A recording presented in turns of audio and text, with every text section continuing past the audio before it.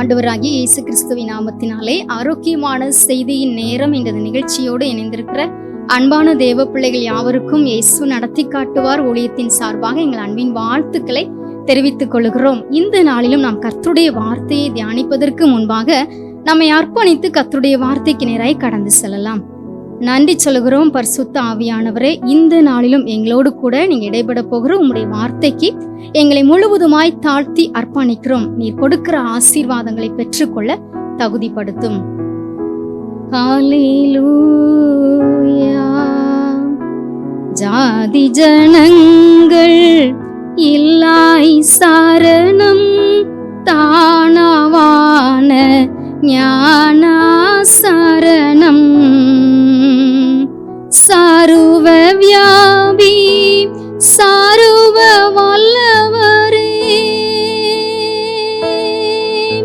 சருவ வியாபி சருவ வல்லவரே, சரணம் சருவேஸ்வரனே சரணம், சரணம் சரணம் சரணம் சரணம் இயேசுநாதா சரணம், சரணம் சரணம் சரணம் சரணம் இயேசுநாதா சரணம்.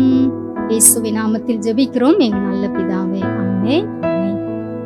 இந்த நாளிலும் தேவனுடைய பிள்ளைகளை நாம் எடுத்துக்கொண்ட வேத வசனம் சங்கீதம் 77:5. பூர்வ நாட்களையும் ஆதி காலத்து வருஷங்களையும் சிந்திக்கிறேன். ஆமென்.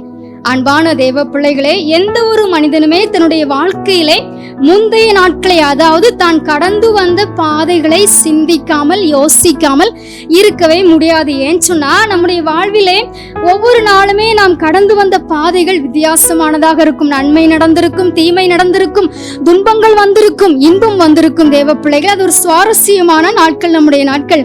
சில நேரங்களிலே ஆபத்தான இக்கட்டான சூழ்நிலை வரும்பொழுது நாம் சிந்திக்கிறோம், நாம் கொஞ்சம் ஞானமாய் நிதானமாய் நடந்திருந்தால் இப்படியெல்லாம் இந்த சூழ்நிலைகள் வந்திருக்காது என்று சொல்லி என்ன செஞ்சிடும், வருத்தப்படுகிறோம் சில நேரங்களிலே.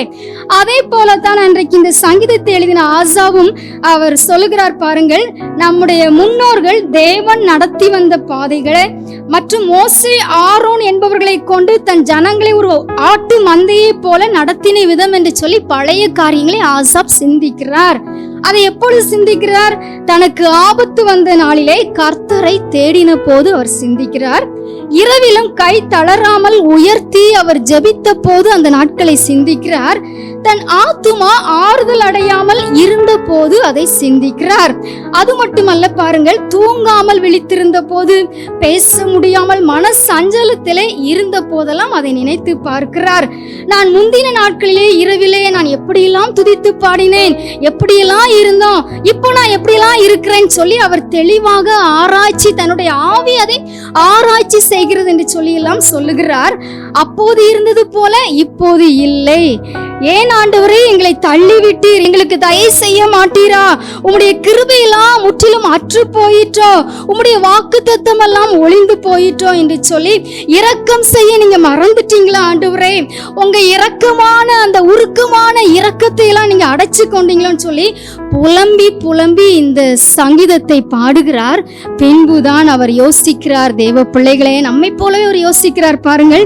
இது என் பலவீனம், ஆனாலும் உன்னதமானவருடைய வலது கரத்தில் உள்ள பழைய வருடங்களை சிந்திப்பேன் என்று சொல்லி, நான் முன்பு செய்தது போலவே தேவனை நோக்கி நான் சத்தத்தை உயர்த்தி கெஞ்சுவேன் என்று சொல்லி கெஞ்சினார். தேவன் அவருக்கு செவி கொடுத்தார். ஆமென்.